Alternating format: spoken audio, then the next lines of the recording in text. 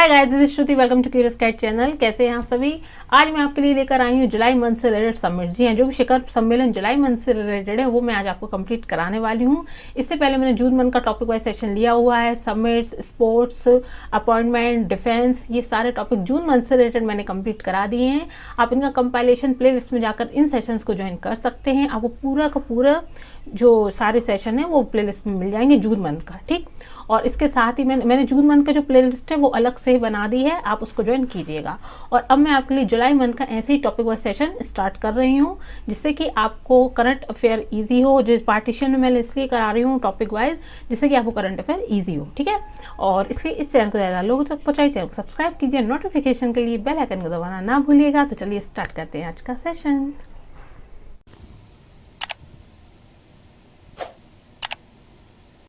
Question number 1 is NATO शिखर सम्मेलन 2022 का आयोजन कहाँ हुआ है? Spain, Belgium, France, Germany. तो इसका आंसर है ऑप्शन नंबर 1 स्पेन। जी हाँ, स्पेन के मैड्रिड में हुआ है नाटो शिखर सम्मेलन 2022 का आयोजन। अगर 2021 की बात की जाए तो 2021 का आयोजन हुआ था बेल्जियम ब्रुसेल्स में, ठीक है। बेल्जियम की कैपिटल ब्रुसेल्स में हुआ था। अब 2023 की अगर बात की जाए, अगर 2023 की बात की जाए तो ये होना है लिथुआना विल्नियस में। जो लिथुआना ये कौन सी कंट्री में आता है? ये आता है विल्नियस में। और 2021 का हुआ था बेल्जियम ब्रुसेल्स में, और 2022 का हुआ है मैड्रिड स्पेन में, ठीक है।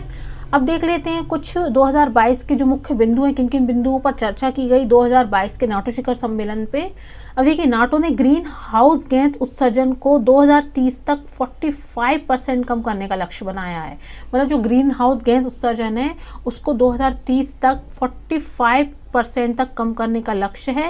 ये जो भी पॉइंट्स मैं आपको डेटा बता रही हूँ ना, तो ये आपके लिए क्वेश्चंस बन के आ सकते हैं। जो क्वेश्चन ऐसा आ सकता है कि नाटो जो शिखर सम्मेलन हुआ था उसमें ग्रीन हाउस गैस को 2030 तक कितने प्रतिशत तक कम करने का इनका लक्ष्य है, तो वो है 45। पर ये जो भी डेटा मैं आपके लिए लेकर आ रही हूँ एग्जाम के पॉइंट ऑफ व्यू से इम्पोर्टेंट है। और 2050 तक शून्य करने का समझौता इस नाटो शिखर सम्मेलन में हुआ है। और नाटो जो है अगले 15 वर्षों में नाटो इनोवेशन फंड के जरिए आर्टिफिशियल इंटेलिजेंसी जैसी तकनीकों को विकसित करने वाले स्टार्टअप में 15 बिलियन यूरो का निवेश करेगा। ये क्वेश्चन भी आपसे एग्जाम में पूछा जा सकता है कि नाटो जो शिखर सम्मेलन हुआ था उसमें आर्टिफिशियल इंटेलिजेंसी में के लिए स्टार्टअप में कितने बिलियन राशि का मतलब इसमें फंड निवेश करने का इन लोगों ने समझौता किया है, तो वो किया है 15 बिलियन यूरो का, ठीक। अब इस सम्मेलन में जो कंट्रीज इनवाइट की गई थी, कौन कौन सी कंट्रीज को इस सम्मेलन में इनवाइट किया गया है? तो फिनलैंड और स्वीडन, इन दो कंट्रीज को नाटो का सदस्य के बनने के लिए इनवाइट किया गया था, ठीक। अब जैसे कि हम सभी जानते हैं 5 जून को हम क्या मनाते हैं? विश्व पर्यावरण दिवस मनाया जाता है। और विश्व पर्यावरण जो दिवस हुआ था इसकी मेजबानी भी इस साल की थी स्वीडन ने, ठीक है। और यूक्रेन और रशिया आक्रमण के चलने, जब जो यूक्रेन रशिया का वॉर चल रहा है उसके चलते, जैसे कि हम सभी जानते हैं कि यूक्रेन में खाद्य संकट की जो फूड क्राइसिस है उसकी समस्या आई, उसकी समस्या उत्पन्न हुई फूड क्राइसिस की, तो इसलिए उस विषय पर भी चर्चा हुई है। और जो रशिया और चाइना के जो रिलेशंस बढ़ रहे हैं उन विषयों पर भी नाटो शिखर सम्मेलन में चर्चा की गई। इन सभी मुद्दों की चर्चा नाटो शिखर सम्मेलन 2022 में की गई, ठीक। नेक्स्ट क्वेश्चन इज हरियाली महोत्सव 2022 का आयोजन कहाँ किया जाएगा? उत्तराखंड, पंजाब, हरियाणा या दिल्ली? तो इसका आंसर है ऑप्शन नंबर 4 दिल्ली। जी हाँ, दिल्ली में हरियाली महोत्सव 2022 का आयोजन किया जाना है। अब देखिए, ये जैसे कि हम सभी जानते हैं कि हरियाली महोत्सव अगर मनाते हैं तो इसमें क्या ध्यान दिया जाएगा? एनवायरनमेंट में अधिक से अधिक पेड़ लगाने, इन सब एक्टिविटीज़ में ध्यान दिया जाएगा। क्यों किया जा रहा है ये सब? देखिए, जो इंडिया है, इंडिया का, हमारे भारत का लक्ष्य है अक्षय ऊर्जा को 2030 तक, कब तक? 2030 तक 500 गीगावाट बढ़ाने का। कितना बढ़ाने का लक्ष्य? अक्षय ऊर्जा को 500 गीगावाट बढ़ाने का लक्ष्य है। ये पॉइंट आप याद रखिए। और जो पेरिस जलवायु शिखर सम्मेलन हुआ था, ये हुआ था कब? पेरिस जलवायु शिखर सम्मेलन जो 2015 में हुआ था। कब हुआ था? 2015 में। इसमें जो लक्ष्य रखा गया था अक्षय ऊर्जा को बढ़ाने का, वो रखा गया था 175 गीगावाट, जो पेरिस जलवायु शिखर सम्मेलन 2015 में हुआ था तब रखा गया था अक्षय ऊर्जा को बढ़ाने का 175 गीगावाट लक्ष्य, लेकिन अब जो रखा गया है 2030 तक अक्षय ऊर्जा को बढ़ाने का लक्ष्य 500 गीगावाट रखा गया है। अब इसी को हासिल करने के लिए इंडिया को, अगर इस लक्ष्य को हासिल करना है तो ऐसी एक्टिविटीज़ करना पड़ेंगी जिससे कि हम इस लक्ष्य तक पहुँच सके और इस लक्ष्य को हासिल कर सके। इसलिए ये सारी एक्टिविटीज़ में क्या शामिल है, हरियाली महोत्सव मनाया जा रहा है, जिसमें कि अब देखते हैं हरियाली महोत्सव के बारे में। देखिए, पर्यावरण, वन एवं जलवायु मंत्रालय आज़ादी का अमृत महोत्सव की भावना से, जैसे कि हम सभी जानते हैं कि हमारे भारत देश को आज़ाद हुए 75 वर्ष हो चुके हैं और आपको भी बहुत बहुत शुभकामनाएं। देखिए, जैसे कि 75 वर्ष हो चुके हैं, इसलिए हमारे भारत में क्या मनाया जा रहा है, इसी को ध्यान में रखते हुए आज़ादी का अमृत महोत्सव मनाया जा रहा है ना। अब इसी वजह से 8 जुलाई को क्या मनाया गया था, हरियाली महोत्सव मनाया गया था।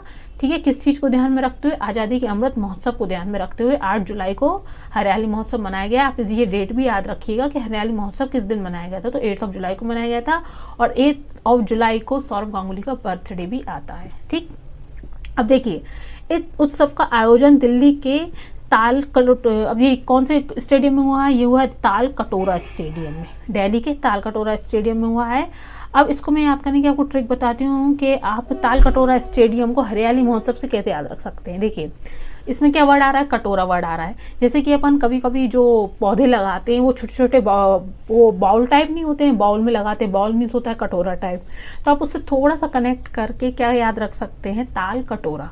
ठीक है, कटोरा वर्ड से आप याद रखिए, कटोरे में क्या लगाएंगे अपन, छोटे छोटे पौधे लगाएंगे। ठीक है, कटोरे को जब आप इमेजिन करेंगे तो आपको स्टेडियम याद हो जाएगा कि ताल कटोरा स्टेडियम में हरियाली महोत्सव मनाया गया है। ठीक है, अब देखिए, इस समारोह में 75 नगर, दिल्ली एनसीआर के 75 पुलिस स्टेशन एंड 75 क्रमिक वृक्षारोपण स्थलों पर इस अभियान का आयोजन किया। 75 क्यों इसमें लिया गया है, जैसे कि वी नो दैट आज़ादी का अमृत महोत्सव मनाया गया था 75 साल पूरे होने के उपलक्ष्य में, इसलिए ये सारी चीज़ें किस में है, 75 नंबर्स में। ठीक है, ये चीज़ें आप याद रखिए। अब देखिए, जो ये आयोजन हुआ था हरियाली महोत्सव का, इनमें कौन कौन लोग शामिल थे। इस आयोजन में केंद्रीय पर्यावरण, वन एवं जलवायु परिवर्तन, श्रम और रोजगार मंत्री श्री भूपेंद्र यादव, ये हमारे केंद्र के पर्यावरण, वन, जलवायु परिवर्तन, श्रम और रोजगार मंत्री, क्या नाम है इनका, श्री भूपेंद्र यादव। और केंद्रीय पेट्रोलियम एवं प्राकृतिक गैस एवं आवास शहरी कार्य मंत्री श्री हरदीप सिंह पुरी थे। और केंद्रीय पर्यावरण, वन, जलवायु परिवहन, उपभोक्ता कार्य, खाद्य एवं सार्वजनिक वितरण ये है राज्य मंत्री है ना, श्री अश्विनी कुमार चौबे। और GNCTD के उपराज्यपाल श्री विनय कुमार सक्सेना, ये लोग जो हरियाली महोत्सव हुआ है इसमें शामिल थे।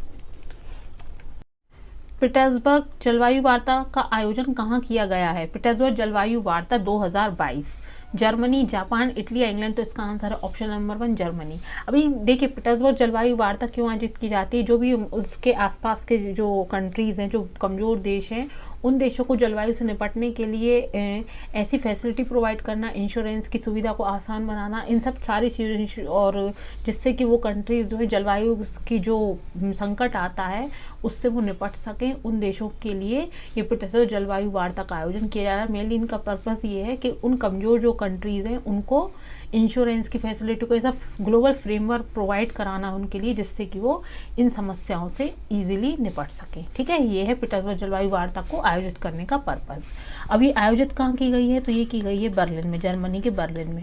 और इस साल की जो G7 समिट हुई थी वो भी कहाँ हुई है, जर्मनी में। जी हाँ, इस साल की जो G7 वार्ता 2022 हुई थी समिट, तो ये भी हुई थी जर्मनी में, ये भी आप याद रखिएगा। ओके, और पीटर्सबर्ग जलवायु वार्ता का आयोजन भी जो किनके द्वारा किया गया है, जर्मनी द्वारा इसकी मेजबानी की गई है।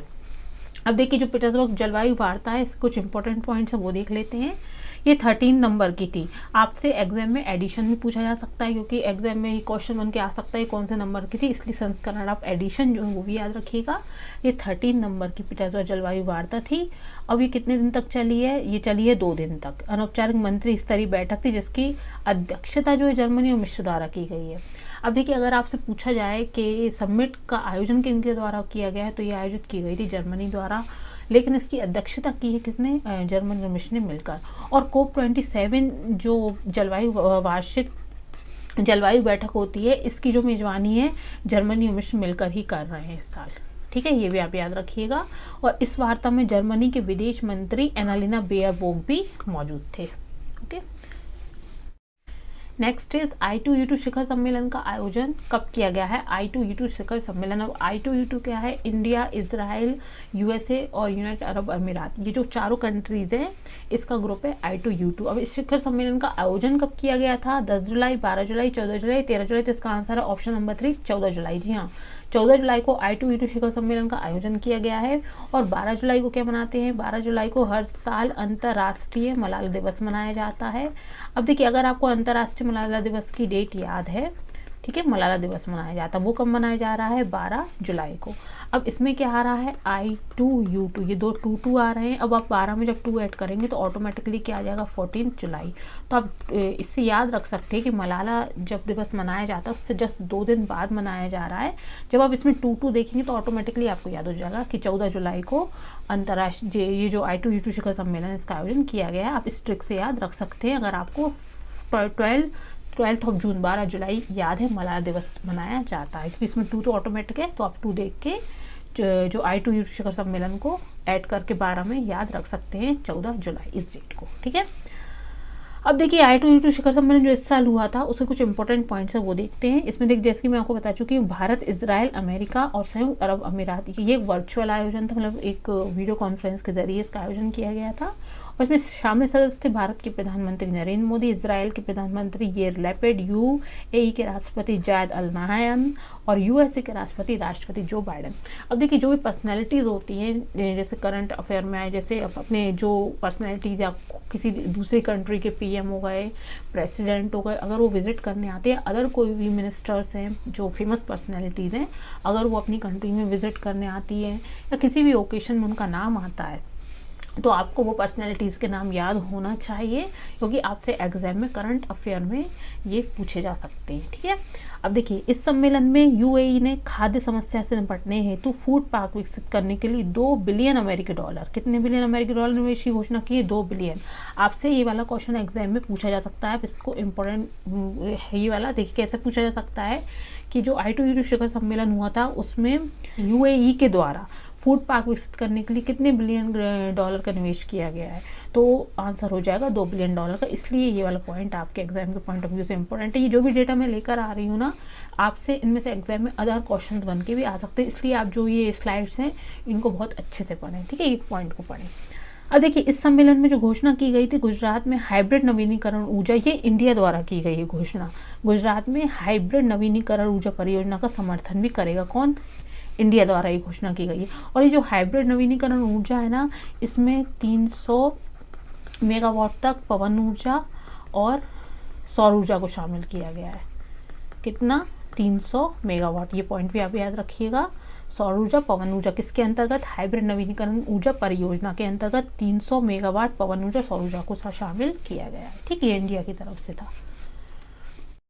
देखिए, नेक्स्ट क्वेश्चन है, साइबर सुरक्षा में सहयोग पर बिम्स्टेक विशेषज्ञ समूह की बैठक का आयोजन कहाँ किया गया है? साइबर सुरक्षा में सहयोग पर बिम्स्टेक समूह की जो विशेषज्ञ की मीटिंग हुई थी, किसको लेके? साइबर सिक्योरिटी को लेके। इसका आयोजन कहाँ किया गया है? बांग्लादेश, भारत, नेपाल, भूटान। इसका जो आयोजन किया गया था वो इंडिया, न्यू दिल्ली में किया गया है। लेकिन बिम्स्टेक 2022 की अगर बात की जाए, बिम्स्टेक 2022 इसका जो आयोजन हुआ था, ये हुआ था मार्च 2022 में। और कहाँ हुआ था? ये हुआ है श्रीलंका में। ठीक, अगर बिम्स्टेक 2022 की बात करें, बिम्स्टेक का फुल फॉर्म है bay of Bengal initiative for multi sectoral technical and economical cooperation. Bay of Bengal initiative multi sectoral technical and economical cooperation, ये जो है बिम्स्टेक का फुल फॉर्म है। आपसे एग्जाम में पूछा जा सकता है, ये भी याद रखिए। और 2022 अगर बिम्स्टेक की मीटिंग पूछी है तो ये हुई थी मार्च 2022, कहाँ पर? श्रीलंका में। और एज यू नो, श्रीलंका की जो कंडीशन है वो आर्थिक संकट से बहुत बुरी तरीके से गुजर रहा है श्रीलंका इस समय। ठीक, और इंडिया को क्यों चुना गया है साइबर सुरक्षा? लेकिन जो इंडिया है, बिम्स्टेक की जो कंट्रीज हैं उसमें साइबर सुरक्षा सिक्योरिटी की दृष्टि से एक विशेष महत्व रखता है, महत्वपूर्ण स्थान रखता है। इसलिए इंडिया सिक्योरिटी को लेके इंडिया ने कदम आगे बढ़ाया है और ये जो मीटिंग की गई है इंडिया में आयोजित की गई है। अब बिम्स्टेक के बारे में कुछ इंपॉर्टेंट पॉइंट देख लेते हैं। जो बिम्स्टेक की मीटिंग हुई थी ये हुई है कब, 2 दिवसीय मीटिंग थी ये 2 दिवसीय और 14 जुलाई को आयोजित की गई थी और न्यू दिल्ली में, आपको और कितने दिन तक चली है, 2 दिन तक चली है, ठीक है। और इसका आयोजन जो हुआ था राष्ट्रीय सुरक्षा परिषद सचिवालय द्वारा किया गया है। इसकी अध्यक्षता राष्ट्रीय सुरक्षा समन्वयक लेफ्टिनेंट जनरल राजेश पंत ने की है। किन्होंने की है? लेफ्टिनेंट जनरल राजेश पंत द्वारा बिम्स्टेक की जो साइबर सुरक्षा से संबंधित मीटिंग हुई है उसकी अध्यक्षता जनरल राजेश पंत द्वारा की गई। ये आपसे एग्जाम में पूछा जा सकता है, ठीक। अब इस बैठक में बांग्लादेश, भूटान, भारत, म्यांमार, नेपाल, श्रीलंका और थाईलैंड के प्रतिनिधियों ने भाग लिया था। आप ये जरूर याद रखिएगा, इसकी जो अध्यक्षता हुई है वो किन्होंने की थी? जनरल राजेश पंत ने की है, ठीक। नेक्स्ट क्वेश्चन इज विश्व शांति मंच 2022 का आयोजन कहाँ किया जा रहा है? विश्व शांति मंच 2022 चाइना, जापान, जर्मनी या भारत? इसका आंसर है ऑप्शन नंबर 1 चाइना। जी हाँ, चाइना में विश्व शांति मंच 2022 का आयोजन किया जा रहा है। अगर अब आपसे पूछा जाए कि विश्व शांति दिवस कब मनाया जाता है तो वो मनाया जाता है 21 सितंबर। जी हाँ, 21 सितंबर को विश्व शांति दिवस मनाया जाता है, ठीक है। विश्व शांति दिवस मनाया जाता है 21 सितंबर को। और भारत का पहला वर्ल्ड पीस सेंटर, विश्व शांति सेंटर, अगर भारत के पहले विश्व शांति सेंटर की बात की जाए तो वो कहाँ स्थापित किया जा रहा है? गुरुग्राम में।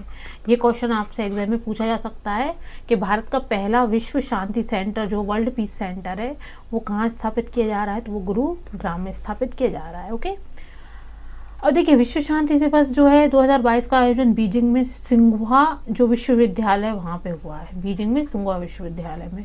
और विश्व शांति फोरम के एक भाग के रूप में ब्रिक्स सहयोग अवसर और चुनौतियों पर पैनल पर चर्चा की गई थी। और चीन में भारत के राजदूत, जो भारत के राजदूत है चीन में, कौन है वो है प्रदीप कुमार रावत। ये जो विश्व शांति मंच जो सम्मेलन हुआ था आयोजन, इसमें शामिल हुए हैं कौन? प्रदीप कुमार रावत, इनका नाम याद रखिएगा, ठीक है। देखिए जो विश्व शांति मंच 2022 का आयोजन हुआ है इसमें ब्रिक्स सहयोग के बारे में भी चर्चा हुई है। तो अपन देखते हैं कि ब्रिक्स आखिर क्या है। देखिए ब्रिक्स जो है 5 कंट्रीज का ग्रुप है जिसमें ब्राजील, रशिया, इंडिया, चाइना और साउथ अफ्रीका शामिल है। लेकिन जब 2001 में बना था तब इसका नाम था ब्रिक। क्या था? ब्रिक। इसकी स्थापना कब हुई थी? 2001 में ब्रिक नाम दिया गया था। और ये नाम दिया था ब्रिटिश अर्थशास्त्री जिम ओ नील ने, ठीक है। ब्राजील, रशिया, भारत और चाइना को ब्रिक नाम दिया था। किन्होंने? जो ब्रिटिश अर्थशास्त्री हैं जिम ओ नील ने। और कब दिया था? 2001 में। अब ब्रिक्स से ब्रिक्स कब बना? ब्रिक्स से ब्रिक्स ये बना है 2010 में, जब साउथ अफ्रीका को इसमें शामिल किया गया था। और ब्रिक्स का जो पहला सम्मेलन हुआ था, ब्रिक्स का पहला सम्मेलन हुआ था 2009 में। कहाँ पर हुआ था? रशिया में ये आयोजित किया गया था, ओके। नेक्स्ट क्वेश्चन इज पहली अखिल भारतीय जिला कानूनी सेवा प्राधिकरण की बैठक का आयोजन कब किया गया है? ये पहली अखिल भारतीय जिला कानूनी सेवा प्राधिकरण की बैठक थी 29 जुलाई, 30 जुलाई, 25 जुलाई, 28 जुलाई। तो इसका आंसर है ऑप्शन नंबर 2 30 जुलाई। और 29 जुलाई को क्या मनाया जाता है? 29 जुलाई को मनाया जाता है विश्व टाइगर दिवस। जी, अंतर्राष्ट्रीय जो टाइगर दिवस है, टाइगर दिवस, ये मनाया जाता है 29 जुलाई को, ठीक है। और 30 जुलाई को पहली अखिल भारतीय जिला कानूनी सेवा प्राधिकरण की बैठक का आयोजन किया गया है। और अब देखते हैं इसके बारे में कुछ इंपॉर्टेंट पॉइंट। देखिए भारतीय जिला कानूनी सेवा प्राधिकरण की बैठक का आयोजन विज्ञान भवन में किया गया था। और यह कहाँ किया गया था? ये विज्ञान भवन में किया गया है। और यह राष्ट्रीय कानूनी सेवा प्राधिकरण, नेशनल लीगल जो सर्विस अथॉरिटी है, इसके द्वारा आयोजित की गई। ये नालसा का फुल फॉर्म है, ठीक है। और यह बैठक DLCF है, डिस्ट्रिक्ट लीगल सर्विस अथॉरिटी, ये है नेशनल लीगल और ये है डिस्ट्रिक्ट लीगल, ठीक है। अब ये दोनों फुल फॉर्म देखिएगा। इसमें एकरूपता समन्वय लाने के उद्देश्य से एकीकृत प्रक्रिया के निर्माण पर आधार, मतलब जो भी प्रोसेस होती है उसमें इंटीग्रेट, मतलब एक रूपता लाई जाए, है ना, इसलिए इस बैठक का आयोजन किया गया है। और भारत में कुल कितने DLSA से, मतलब डिस्ट्रिक्ट लीगल जो सर्विस अथॉरिटी है, वो कितनी है? टोटल 676 हैं। और जिसके अध्यक्ष होते हैं ना, वो जिला न्यायाधीश होते हैं। और बेसिक बात है, जब ये डिस्ट्रिक्ट लेवल पे है तो इसके अध्यक्ष भी कौन होंगे? जिला जो न्यायाधीश हैं वो होते हैं इसके अध्यक्ष, DLSA इसके, ठीक है। और आयोजन जो किया गया ये पहली अखिल भारतीय जिला कानूनी सेवा प्राधिकरण थी। और इसका आयोजन जो किया गया था 30 जुलाई को किया गया था। देखिए जो नेशनल लेवल सर्विस अथॉरिटी है नेल्सा, इसकी जो स्थापना हुई है वो हुई थी 9 नवंबर 9 ऑफ नवंबर 1985 में इसकी स्थापना हुई है, ये भी आप याद रखिए।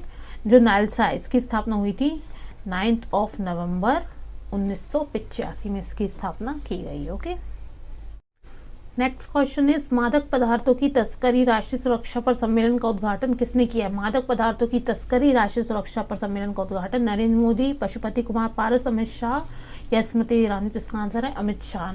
ठीक, अब इसके बारे में कुछ इंपॉर्टेंट देखो। मादक पदार्थों की जो तस्करी व राष्ट्रीय सुरक्षा सम्मेलन का आयोजन कहाँ किया गया था? ये किया गया था चंडीगढ़ में। और इसका जो आयोजन किया गया है 29 जुलाई को किया गया है। 29 जुलाई को मैं आपको बता चुकी हूँ विश्व टाइगर अंतर्राष्ट्रीय टाइगर जो दिवस मनाया जाता है वो 29 जुलाई को मनाया जाता है। और चंडीगढ़ में मादक पदार्थों की तस्करी व राष्ट्रीय सुरक्षा पर सम्मेलन का आयोजन चंडीगढ़ में किया गया है। और एक आधिकारिक घोषणा के दिल्ली, चेन्नई, गुवाहाटी, कोलकाता में एनसीबी के दलों द्वारा 30,000 से अधिक दवाओं को इस सम्मेलन के दौरान जलाया गया है। ठीक है, और एनसीबी ने 1 जून को नशीली दवाओं के निपटान के जो अभियान शुरू किया था वो 1 जून को शुरू किया गया था। ये जो अभियान है तस्करी जो मादक पदार्थ हैं इनकी तस्करी पर रोक लगाना, इसके लिए जो अभियान शुरू किया गया था वो किया गया था 1 जून को एनसीबी के द्वारा। और 29 जुलाई तक 11 राज्यों में कुल 51,217 किलोग्राम से अधिक नशीले पदार्थों का निपटान किया जा चुका है। और एनसीबी ने आज़ादी के अमृत महोत्सव में, जैसे कि 75 साल हमारी कंट्री को हो चुके हैं आज़ाद हुए, इसी उपलक्ष्य में 75 साल पूरे होने की उपलक्ष्य में आज़ादी का अमृत महोत्सव मनाया गया है। तो 75,000 किलोग्राम का जो लक्ष्य रखा, चूँकि 75 साल हो चुके हैं इसीलिए 75,000 किलोग्राम नशीले पदार्थों को निपटाने का लक्ष्य कब रखा गया है? आज़ादी के अमृत महोत्सव में एनसीबी के द्वारा ये लक्ष्य रखा गया है। Okay, next question is Bharat के पहले पशु स्वास्थ्य शिखर सम्मेलन का आयोजन कहाँ किया गया? देहरादून, नई दिल्ली, चंडीगढ़ या लखनऊ? तो इसका आंसर है ऑप्शन नंबर 2 न्यू दिल्ली। जी हाँ, न्यू दिल्ली में भारत के पहले पशु स्वास्थ्य शिखर सम्मेलन का आयोजन किया गया है। अब देखिए, भारत के पहले स्वास्थ्य शिखर सम्मेलन का आयोजन केंद्रीय मत्स्य पालन और पशुपालन डेयरी मंत्री पुरुषोत्तम रूपाला ने किया है। और इस सम्मेलन का ICFA और एग्रीकल्चर टुडे ग्रुप द्वारा भारत में पहली बार आयोजन किया गया। किनके द्वारा? ICFA और एग्रीकल्चर टुडे ग्रुप के द्वारा। और पशु स्वास्थ्य वन हेल्थ का एक महत्वपूर्ण घटक। अभी वन हेल्थ क्या है? देखिए, वन हेल्थ बेसिकली क्या है, जैसे पशु संरक्षण हो गया, पर्यावरण संरक्षण हो गया, जो मानव स्वास्थ्य है, इन सबकी सामूहिक रूप से देखभाल, मतलब इन सबकी देखभाल की जाए सामूहिक रूप से, तो उसे कहते हैं वन हेल्थ, है ना। तो उसे नाम दिया गया है वन हेल्थ का। ठीक, नेक्स्ट क्वेश्चन इज G20 विदेशी मंत्रियों की बैठक का आयोजन कौन से देश में होगा? जर्मनी, इंडोनेशिया, कनाडा या फ्रांस? इसका आंसर है ऑप्शन नंबर 2 इंडोनेशिया। जी हाँ, G20 विदेश मंत्रियों की जो बैठक हुई है वो इंडोनेशिया में हुई है, लेकिन 2022 जो 23 से आने वाली जो मीटिंग है वो भारत में आयोजित होने जा रही है। ठीक, अब यह जो है 19 देशों में और यूरोपियन कंट्रीज जो है उसका ग्रुप है G20। 19 देश और यूरोपियन यूनियन है उसका एक अनौपचारिक संगठन है G20। इसकी जो स्थापना हुई है वो हुई है 1999 में। 1999 में अंतर्राष्ट्रीय मुद्रा कोष और विश्व बैंक जो इंटरनेशनल मॉनिटरिंग फंड है और वर्ल्ड बैंक है, इसके प्रतिनिधियों ने साथ में मिलकर 1999 में G20 ग्रुप की स्थापना की थी। और G20 में विश्व के उन्नत और उभरती अर्थव्यवस्था वाले देश शामिल होते हैं। और G20 में कौन कौन सी कंट्रीज़ हैं वो भी देखते हैं। Indonesia, Italy, Japan, Mexico, Russia, सऊदी अरब, दक्षिण अफ्रीका, कोरिया गणराज्य और टर्की, यूनाइटेड किंगडम और संयुक्त अरब अमीरात, Argentina, Australia, Brazil, Canada, China, European union, France, Germany and India. ये G20 कंट्रीज़ हैं। अब देखिए, जो G20 का अंतिम सदस्य बना है वो बना है नाइजीरिया। ठीक, अब आप मुझे कमेंट बॉक्स में ये बताइए नाइजीरिया जो अंतिम सदस्य बना था ये कौन से ईयर में बना था, ये मुझे कमेंट बॉक्स में बताइएगा। और वर्तमान में भारत के जो वाणिज्य मंत्री हैं पीयूष गोयल, ये कौन है? G20 के शेरप्पा हैं। G20 की एक अन्य विशेषता ये है कि ये जो ट्राइका बैठकें हैं जिसमें पिछले वर्ष, वर्तमान वर्ष और अगले वर्ष में G20 की अध्यक्षता करने। अब ट्राइका बैठकें क्या होती हैं? जिसमें जो लास्ट ईयर में जो G20 का सम्मेलन हुआ है, इस साल और आने वाले साल, इन तीनों को मिला के जो बैठक अध्यक्ष शामिल होते हैं देश के, तो उसे कहते हैं ट्राइका बैठकें। ठीक है, वर्तमान में ट्रोइका में इटली, इंडोनेशिया और भारत शामिल है। क्यों? क्योंकि इटली में हो चुका है G20 का जो लास्ट ईयर सम्मेलन हुआ था वो इटली में हुआ था, इस साल का हो रहा है इंडोनेशिया में, अब आने वाला कहाँ होना है? इंडिया में। तो इसको क्या नाम दिया गया है? पिछले साल का, इस साल का, अगले साल का मिला के क्या होता है, नेक्स्ट ईयर का मिला के उसको कहते हैं ट्रोइका बैठकें। तो ये भी आप चीज़ याद रखिएगा। ओके,